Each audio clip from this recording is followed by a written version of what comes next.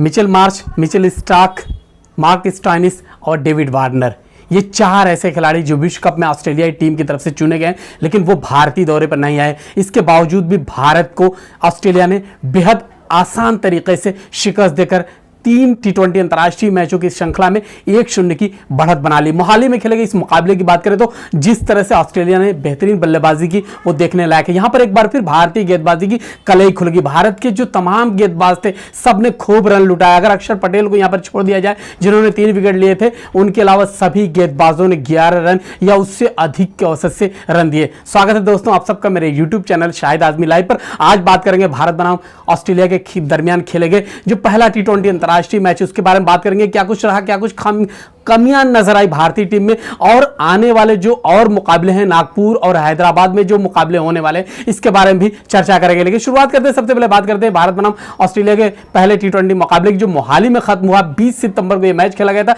भारत ने पहले टॉस हारकर बल्लेबाजी करने के लिए जब मधु ही टीम पहुंची क्रीज पर, जब भारत के दोनों सलामी बल्लेबाज पहुंचे, रोहित शर्मा कप्तान, केएल राहुल, तो उम्मीद की जा रही थी भारत एक बड़ा लंबा टारगेट देगा, बनाएगा, एक बड़ा स्कोर बनाएगा, और ऐसी ही भारत ने बल्लेबाजी की। लेकिन टीम के कप्तान रोहित शर्मा एक बार फिर नाकाम रहे। लगातार पिछले कुछ मुकाबलों से बात करें, पिछले 10 इनिंग्स की उनकी बात करें तो उन्होंने सिर्फ 10 इनिंग्स में 250 यानी 2 अर्धशतक लगाए हैं। ज्यादातर उनकी बल्लेबाजी नाकाम ही साबित रही। कप्तान है, उनके ऊपर जिम्मेदारी थी, लेकिन एक बार फिर यहां पर नाकाम रहते हैं। लंबा शॉट लगाने के चक्कर में वो आउट होते हैं। उसके बाद एक और ओपनर बल्लेबाज केएल राहुल जमकर खेलते हैं इस मुकाबले में और उन्होंने अर्धशतक लगाए, 55 रन बनाए। उसके अलावा अगर बात करें तो भारत की तरफ से विराट कोहली, जिन्होंने एशिया कप में लाजवाब प्रदर्शन किया था, अपने जिंदगी का पहला अर्धशतक, अपना शतक लगाया था T20 अंतर्राष्ट्रीय मैचों में, वो भी कुछ खास नहीं कर पाए, जल्दी पवेलियन लौट गए। लेकिन हां, हार्दिक पांड्या, जिन्होंने पिछले अभी हाल ही में खत्म हुए एशिया कप में जिस तरह लाजवाब बल्लेबाजी की थी, खासतौर से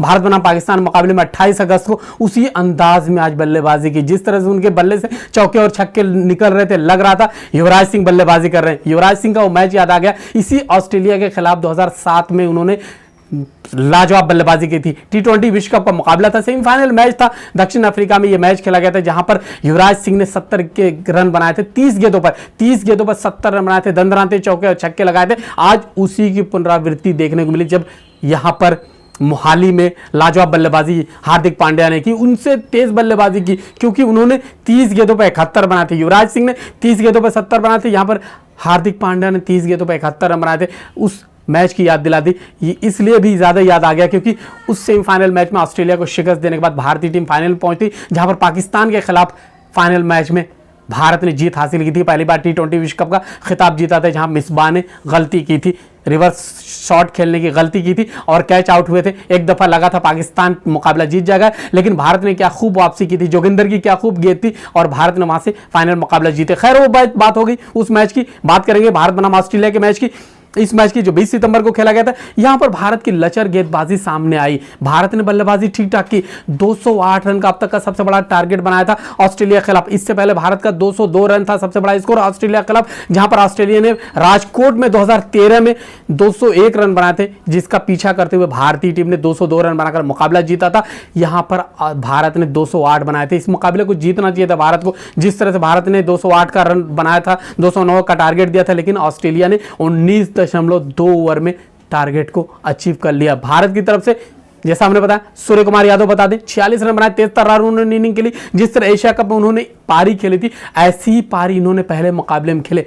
3 ही बल्लेबाजों ने जमकर बल्लेबाजी की थी, केएल राहुल, हार्दिक पांड्या, सूर्य कुमार यादव, 3 ऐसे बल्लेबाज जिन्होंने जमकर बल्लेबाजी की और भारत को 208 तक पहुंचाया था। भारत की तरफ से अगर बात करें गेंदबाजी कामयाब रही। ऑस्ट्रेलिया की तरफ चलते हैं, ऑस्ट्रेलिया इनिंग की शुरुआत करते हैं। ऑस्ट्रेलिया की तरफ से कौन आता है मैदान पर? उनके कप्तान। भारत की तरफ से कौन ओपनिंग करता है, शुरुआत करता है? भारत के कप्तान रोहित शर्मा। इसी तरह एरॉन फिंच आते हैं ऑस्ट्रेलिया की तरफ से ओपनिंग सलामी बल्लेबाजी के लिए और आते ही अपने इरादे को जाहिर कर दिया। पहली गेंद को बाउंड्री के ऊपर से 6 रन जब बनाया, लग रहा था ऑस्ट्रेलिया 208 के सामने घुटने नहीं टेकेगा, इसका मुकाबला करेगा, और ठीक उसी तरह उन्होंने मुकाबला किया। हालांकि एरॉन फिंच कोई बहुत लंबी पारी नहीं खेल पाए। जिस तरह से उन्होंने बल्लेबाजी शुरू की थी, तेज तर्रार शुरुआत की थी, 22 रन बनाकर वो आउट हो गए, लेकिन उनके साथ कैमरून ग्रीन ने बल्लेबाजी की। क्या गजब की बल्लेबाजी की, क्या तेज तर्रार गेंदबाजी की। 30 गेंदों पर 61 रन बना डाले थे और उसी तूफानी गेंदबाज जो बल्लेबाजी थी ना, उसने एक नींव डाल दी ऑस्ट्रेलिया को। हालांकि विकेट ऑस्ट्रेलिया के गिरे, बीच में कई विकेट गिरे, लेकिन ऑस्ट्रेलियाई बल्लेबाज जो भी आता था वो शॉट खेलना चाहता था और उन्होंने शॉट खेले भी, मैदान के चारों तरफ शॉट खेले। मैथ्यू वेड का यहां जिक्र करना चाहूंगा, जिस तरह उनकी ख्याति, जिस तरह मैंने पिछली वीडियो में आप लोगों को बताया भी था, उन्होंने अपनी पहचान के अनुसार उन्होंने तेज तर्रार बल्लेबाजी की। जहां भारत लग रहा था मैच में वापस आ रहा था, वहां पर उन्होंने शानदार बल्लेबाजी की। हालांकि उनका 18वें ओवर में मैथ्यू वेड का कैच छूटता है और जब 18.2 ओवर में जब 18वें ओवर की दूसरी गेंद पर जब उनका कैच छूटता है, वहां से उन्होंने और तेज गेंदबाजी की।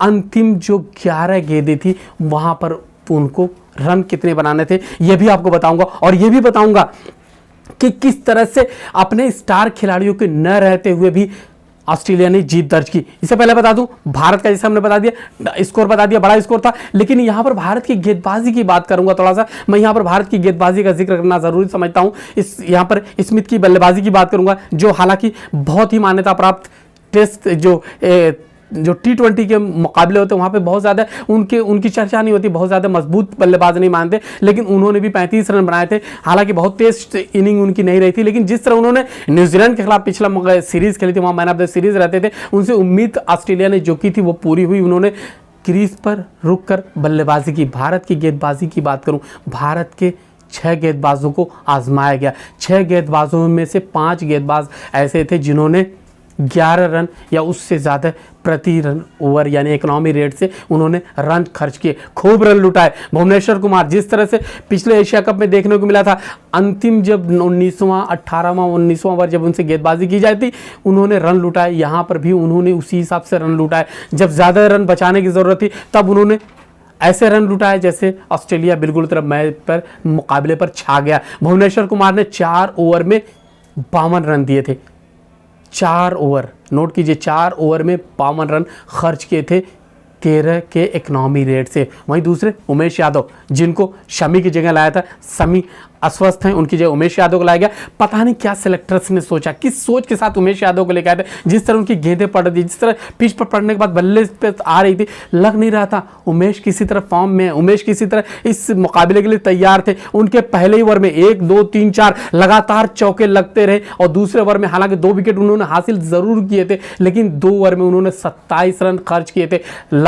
तब ताबड़तोड़ उनके खिलाफ बल्लेबाजी की ऑस्ट्रेलियाई बल्लेबाजों ने। युजवेंद्र चहल, जो भारत के बेहतरीन मान्यता प्राप्त एक तरीके से कह सकते हैं स्पिन गेंदबाज है, उन्होंने भी खूब रन लुटाए। 3.2 ओवर की गेंदबाजी में 42 रन दिए। हालांकि 1 विकेट जरूर मिला, लेकिन उन्होंने भी बिल्कुल छोली खोल कर उन्होंने रन लुटाए और ऑस्ट्रेलियाई खिलाड़ियों ने गुच्छे में रन को लपेटा, खींचा। वहीं पर हार्दिक पांड्या को 2 ओवर की गेंदबाजी करने का मौका मिला था, 22 रन उन्होंने खर्च किए थे। हर्षद पटेल ने सिर्फ 4 ओवर की गेंदबाजी की, जैसा उन्होंने 4 ओवर में 49 रन खर्च कर दिए थे। उन्होंने 11 रन प्रति ओवर से ज्यादा का 12.20 के औसत से रन लुटाए। सभी गेंदबाजों ने जमकर रन लुटाए। अक्षर पटेल ने सिर्फ यहां पर अच्छी गेंदबाजी की, 17 रन देकर 3 विकेट उन्होंने हासिल किए थे। यही एक गेंदबाज था जिसने ऑस्ट्रेलियाई बल्लेबाजों पर कुछ न कुछ अंकुश लगाया था, लेकिन भारत यहां पर गेंदबाजी में पूरी तरह से नाकाम रहा। गेंदबाजी भारत की पूरी तरह से लचर साबित हुई। गेंदबाजों के बारे में सोचना होगा, भारत के और भी गेंदबाज हैं, उनको मौका मिल सकता था, उन्हें लाया जा सकता था। शमी के न रहने से उनको मौका दिया जा सकता है, लेकिन सिलेक्टर्स क्या सोचते हैं, किस तरह की सोच है, क्या लगातार इसी तरह बदलाव करते रहेंगे? कब तक ये बदलाव का सिलसिला जारी रहेगा? क्योंकि अभी तो आवाज उठने लगी, भारतीय टीम में लगातार बदलाव किया जा रहा है और इस बदलाव का कोई नतीजा निकलकर सामने नहीं आ रहा। यहां पर उम्मीद की जा रही थी कि भारत जसप्रीत बुमराह को उतारेगा, जसप्रीत बुमराह यहां पर नहीं उतरते। अगले मुकाबले में अगले मैच में उम्मीद की जा रही जसप्रीत बुमराह आएंगे। जसप्रीत बुमराह की खास तौर से कमी खली यहां पर, जिस तरह उन्होंने गेंदबाजी पीछे की है, माजी में जिस तरह उनका रिकॉर्ड था, लेकिन यहां पर गेंदबाज नाकाम रहते, फील्डर्स नाकाम रहते। कप्तानी की भी बात करूं तो कप्तान भी जिस तरह से उन्हें परफॉर्म करना चाहिए था, रोहित शर्मा, वो परफॉर्म नहीं कर पाए। गेंदबाजों को जिस तरह आजमाना चाहिए था वो आजमा नहीं पाए। टीम को जिस तरह खिलाना चाहिए था, सिलेक्टर्स या कोच की बात कर, वो भी पूरी तरह से कहते कामयाब नहीं हुए, वो भी अपनी रणनीति में नाकाम रहे। कहीं ना कहीं ऑस्ट्रेलियाई टीम को पढ़ने में भी भारतीय जो कोच है, भारतीय जो सिलेक्टर्स हैं, भारतीय जो मैनेजर्स हैं, भारतीय जो टीम के कप्तान हैं, वो भी पूरी तरह से नाकाम रहे, कामयाब नहीं हो सके। जिस तरह उन्होंने रन लूटे हैं, 208 का एक बड़ा रन होता, 209 रन का लक्ष्य एक बड़ा लक्ष्य होता, लेकिन उसको भी ऑस्ट्रेलिया ने हंसते हंसते खेलते खेलते 19.2 ओवर में अचीव कर लिया। कुछ और बात करते हैं ऑस्ट्रेलिया बनाम भारत के मुकाबलों की बात करते हैं। दोनों देशों के बीच में अब तक 24 मुकाबले खेले जा चुके हैं। 24 में से 13 मैचों में भारत ने जीत दर्ज की, जिसमें से 10 मैचों में ऑस्ट्रेलिया ने जीत दर्ज की। पिछले 6 मैचों की बात करें, 6 मैचों में 4 ऑस्ट्रेलिया ने जीत हासिल की, 2 में भारत को जीत मिलती है। ऑस्ट्रेलिया ने भारत की ज़मीन पर चौथी जीत दर्ज की है। अब तक जो उसने 10 जीत दर्ज की, उसमें से 4 ऐसी जीत है जो भारत की ज़मीन पर उन्होंने हासिल की, जीत हासिल की है। अगर उनके मैचों की बात करें जो जीत हासिल की, ऑस्ट्रेलिया ने भारत को गुवाहाटी में 2017 में पहली बार हराया था। उसके बाद विशाखापट्टनम में भारत को शिकस्त दी, बेंगलुरु में भारत को शिकस्त दी, अब मोहाली में शिकस्त दी। पिछली बार ऑस्ट्रेलिया बनाम भारत जो मोहाली में मैच हुआ था, वहां पर भारत ने जीत दर्ज की थी। दोनों देशों के बीच में मोहाली में 2 मैच खेले गए, एक में भारत ने जीत हासिल की,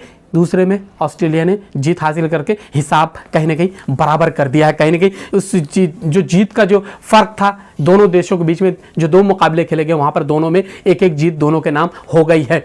अगर ये बात करें, भारत ने जैसा माजी का रिकॉर्ड था 10 अक्टूबर 2013 से लेकर 7 अक्टूबर 2017 तक भारत ने लगातार 6 मुकाबलों में ऑस्ट्रेलिया को शिकस्त दी थी। पूरी तरह ऑस्ट्रेलिया पर भारतीय टीम भारी थी, लेकिन अब ऑस्ट्रेलियाई टीम लग रहा है कि भारत पर कहीं ना कहीं भारी हो गई। मनोवैज्ञानिक तौर से अब भारत कहीं ना कहीं ऑस्ट्रेलिया पर दबाव पर नजर आया इस मुकाबले में। जिस तरह एशिया कप में भारतीय टीम बाहर हुई थी, वो कहीं ना कहीं वो जो वहां पर हार थी वो उससे उभरते हुए नजर नहीं आए। जिस तरह उम्मीद कर रही थी यहां पर कुछ नया परफॉर्म करेंगे, अपने देश में खेलेंगे, अपनी जमीन, अपनी पिच, अपनी विकेट, अपना स्टेडियम होगा, लेकिन कुछ बदलता हुआ नजर नहीं आ रहा। अब उन्हें नागपुर में जब खेलना होगा 23 सितंबर को, तो वहां बदलाव करना होगा, वहां जीत हासिल करनी ही होगी भारत को। और उम्मीद करते हैं भारत जीत हासिल करेगा, क्योंकि इस सीरीज में बरकरार रखने के लिए, इस सीरीज में बने रहने के लिए जीत हासिल करनी होगी। क्योंकि इसके बाद दक्षिण अफ्रीका के खिलाफ खेलना भारत को, उसके बाद विश्व कप में जाना। क्या यही टीम लेकर विश्व कप में जाएंगे? अगर ये टीम विश्व कप में जाएगी तो मान के चलिए कि भारत के लिए वहां भी बहुत अच्छा नहीं होगा। अगर इसी तरह का परफॉर्म रहा, भारत को अपनी रणनीति, अपनी सोच, अपनी टीम में कुछ बदलाव करना होगा। चलते हैं कुछ और बात कर लेते हैं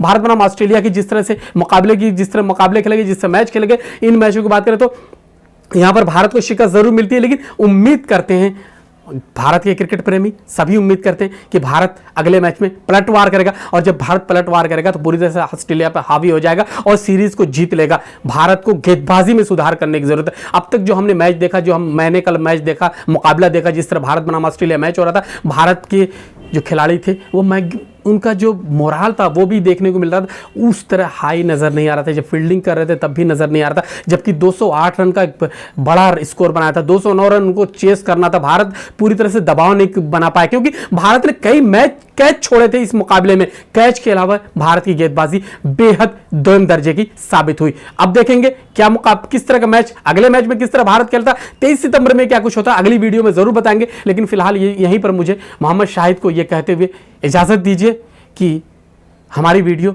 हमारी बातचीत आपको पसंद आ रही है तो ज़रूर हमारे इस शाहिद आज़मी लाइव चैनल को सब्सक्राइब कीजिए, लाइक कीजिए, शेयर कीजिए। आपका बहुत बहुत शुक्रिया, धन्यवाद।